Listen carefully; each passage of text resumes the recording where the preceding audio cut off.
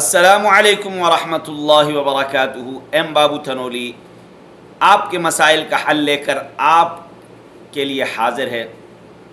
آج جو مسئلہ میں لے کر حاضر ہوا ہوں بہت اہم اور ضروری مسئلہ ہے، اور اس مسئلے کو آپ تک پہنچانا میرا فرض بنتا ہے، اور یہ نماز کے متعلق یہ مسئلہ ہے۔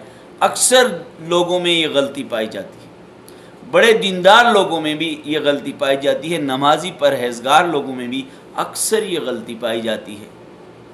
آپ اور ہم اپنے آپ سے اس غلطی کو لازماً نکالیں، نہیں تو ہماری نماز بسا اوقات ضائع ہونے کا خطرہ ہے۔ آپ سوچ رہے ہوں گے وہ کون سی غلطی ہوں جو ہم نماز میں کر رہے ہیں جس سے نماز ضائع ہونے کا خطرہ ہے، تو سنیے۔ اکثر اس طرح ہوتا ہے فقہاء نے لکھا ہے کہ آپ امام کی اقتداء کرو۔ کیا کرو؟ امام کی اقتداء کرو۔ اقتداء کا مطلب یہ ہے کہ آگے امام پیچھے آپ، آگے امام پیچھے آپ۔ ایسا نہیں ہے کہ امام تکبیر تحریمہ اللہ اکبر کہتا ہے آپ امام کے ساتھ کہتے ہو، نہیں، بلکہ امام کی را اور آپ کا الف یہ اقتداء ہے۔ یہ کیا ہے؟ اقتداء۔ اسی طرح رکوع میں بھی ہمیں امام کی اقتداء کرنی چاہیے۔ سلام پھیرنے میں بھی کیا ہوتا ہے کہ امام کہتے ہیں السلام علیکم، ہم امام کے ساتھ ہی السلام علیکم پھیرتے ہیں، امام کے ساتھ ہی السلام علیکم پھیرتے ہیں۔ نہیں بھائی، امام کے ساتھ نہیں، امام کی اقتداء کرنی ہے۔ امام کا سلام ختم ہو جائے، آپ نے سلام کی ابتدا کرنی ہے، یہ ہے اقتداء۔